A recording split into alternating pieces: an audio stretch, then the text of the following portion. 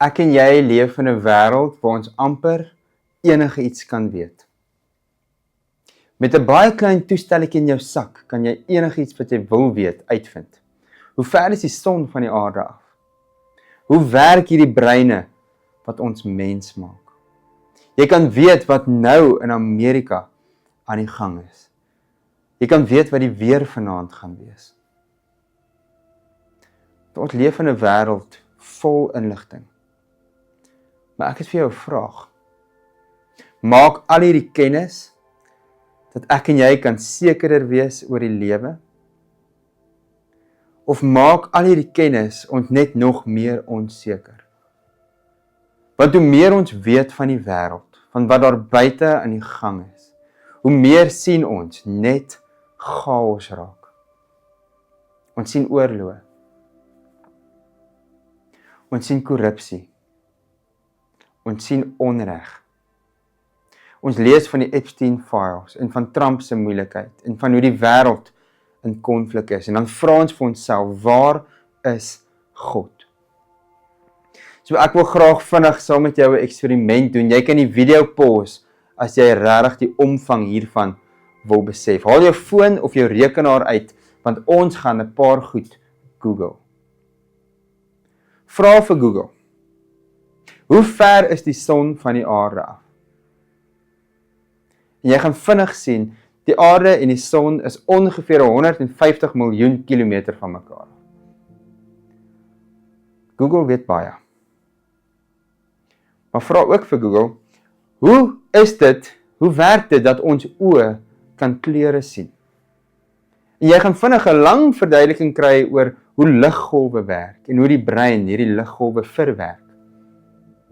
Dis 'n ongelooflike, ingewikkelde en komplekse antwoord, maar Google kan jou help. Vra vir Google, hoe is dit? Hoe voel mense bly of hartseer? En jy gaan antwoorde kry oor hormone en emosies. Maar vra vir Google 'n vierde vraag. Vra vir Google, waar het jy vir God die laaste 3 dae wat verby is, gesien werk? Want jy gaan nie 'n antwoord kry nie. Beslis nie 'n goeie antwoord nie. En dit wys vir ons iets baie belangrik. Dit wys vir ons kan uitvind hoe die son werk. Ons kan uitvind hoe ons breine werk. Ons kan verstaan hoe emosies werk. Ons kan selfs uitfigure hoe ons oë se fisiologie werk. Maar die belangriker goed in die lewe, die belangrikste goed, liefde, vertroue en God se teenwoordigheid hier rondom ons. Dis goed wat jy nie kan Google nie. Dis goed waarmee Google nie kan help nie, want Google sien net data. Geloof vra 'n nuwe realiteit. Ons gaan nou 'n stukkie lees uit Hebreërs 11 vers 1 en in vers 1 staan daar om te glo is om seker te wees van die dinge wat ons hoop.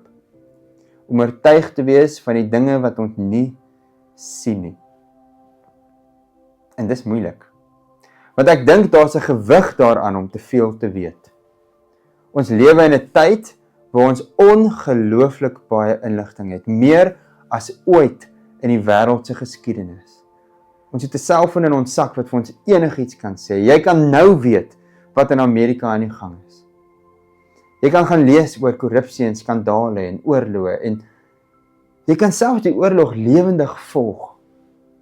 Maar soms voel dit vir my as ons te veel weet.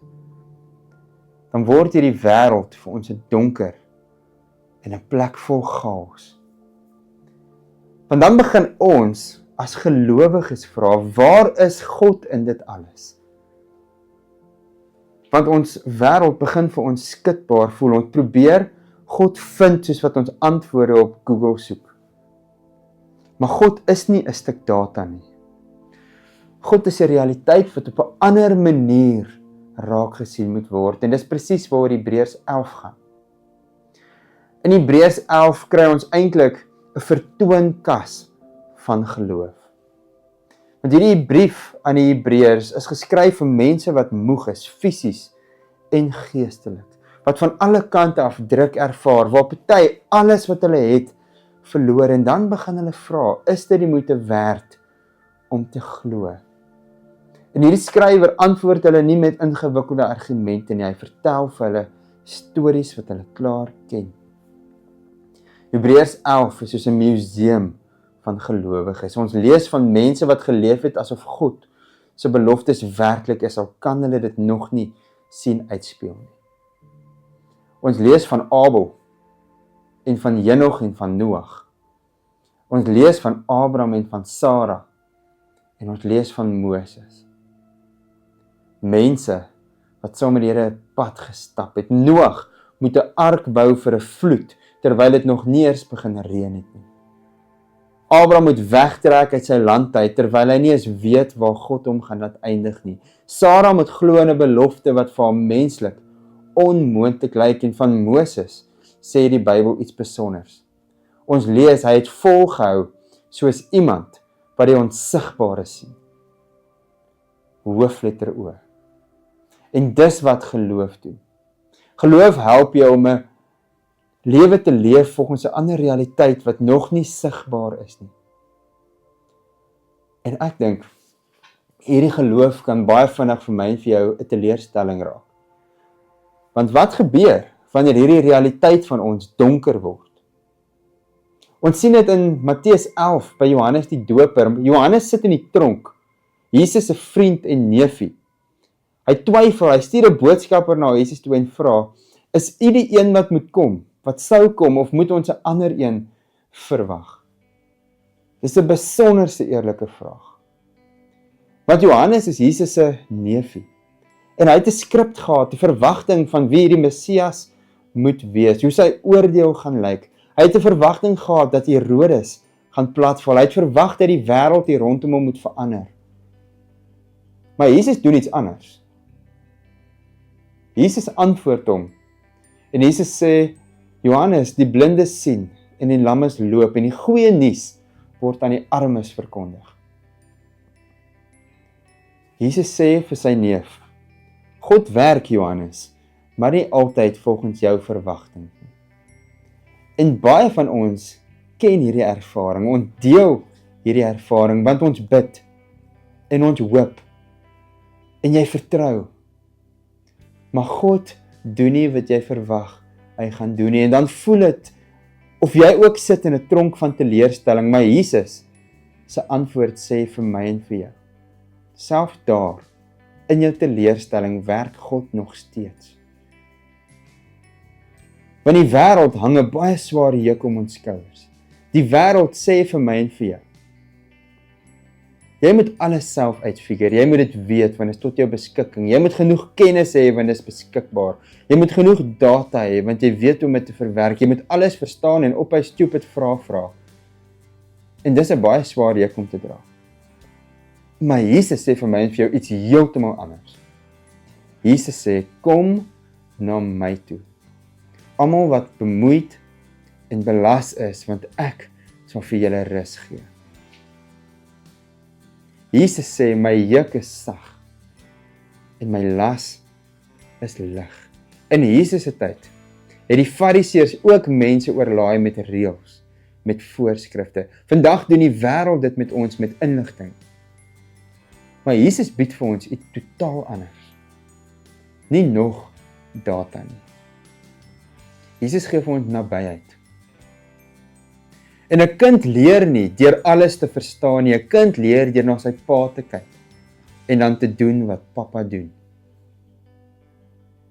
Dalk is dit wat geloof is. Dalk is dit wat ek en jy weer moet begin doen.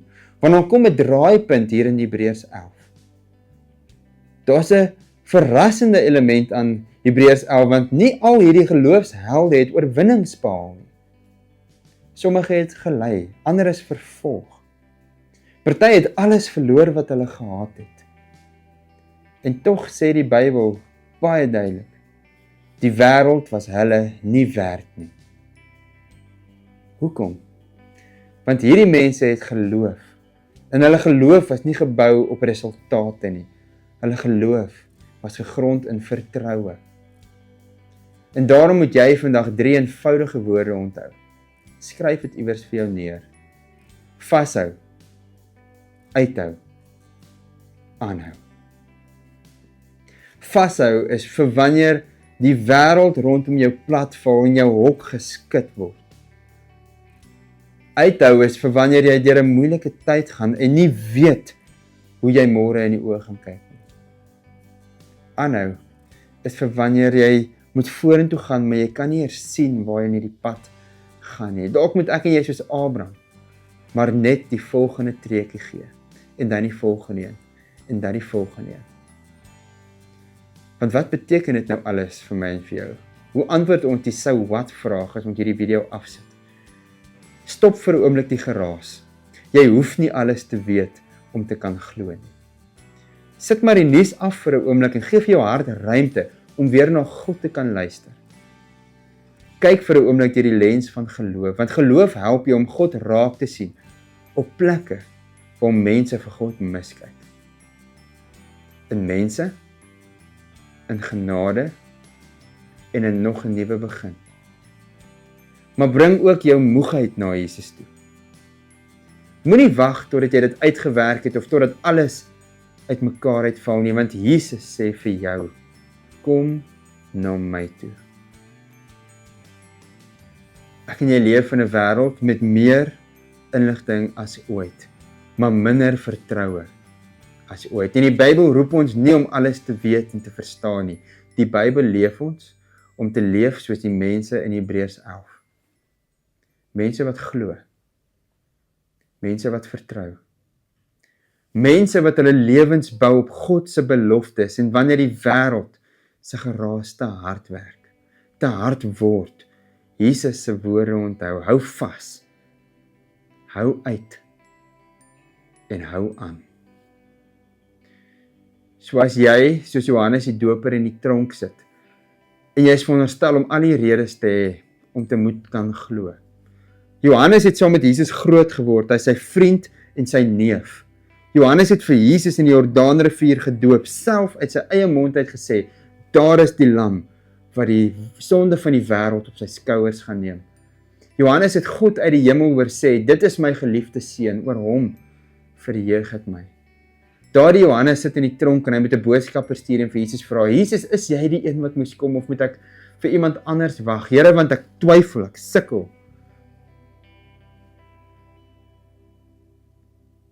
Mag ek en jy besef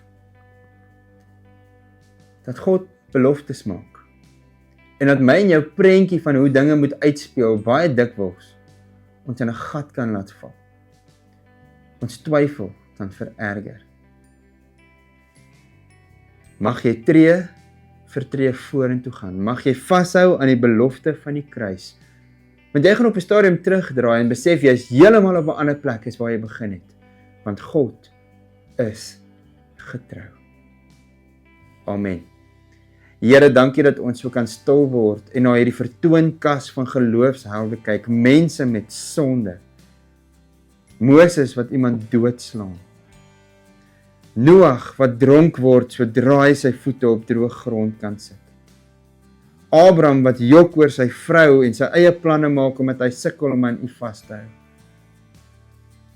Here, maar alles geloofhelde want hulle het aangehou en uitgehou en vasgehou. Here, ek wil ook. So maak my oë oop sodat ek hierdie realiteit waarmee U besig is rondom my kan raak sien. Maak my ore oop sodat ek U stem sal hoor en Here, maak my hart oop sodat ek sal besef die genade is genoeg en dis vir my. Here, vergewe my waar ek elke dag kies om te leef teen dit wat U vir my wil hê.